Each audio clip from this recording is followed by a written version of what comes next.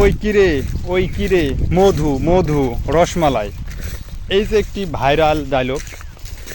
দেখা যায় যে প্রত্যেক মাসে, প্রত্যেক সপ্তাহে বা 15 দিন পর পর কিছু না কিছু একটা ডায়লগ বা কথা বা কিছু লোক ভাইরাল থাকে।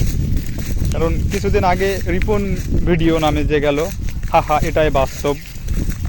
আরও আছে এরকম অনেক অসংখ্য ব্যক্তি আছে যাদের ভিডিও ভাইরাল আছে এবং তাদের কথাগুলো ভাইরাল আছে। সোশ্যাল মিডিয়াতে প্রত্যেক মাসে সময় দেখা যায় যে ভাইরাল কিছু না কিছু একটা কথা থাকেই বা থাকবেই।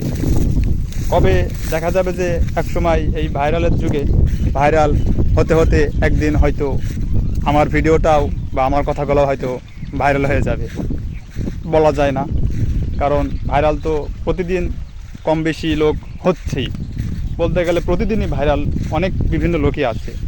তো এর ভিতরে দেখা যাচ্ছে কিন্তু তরমুজ ব্যবসায়ী, সেও ভাইরাল, তার কথা দিয়ে সে ভাইরাল হয়ে গেছে।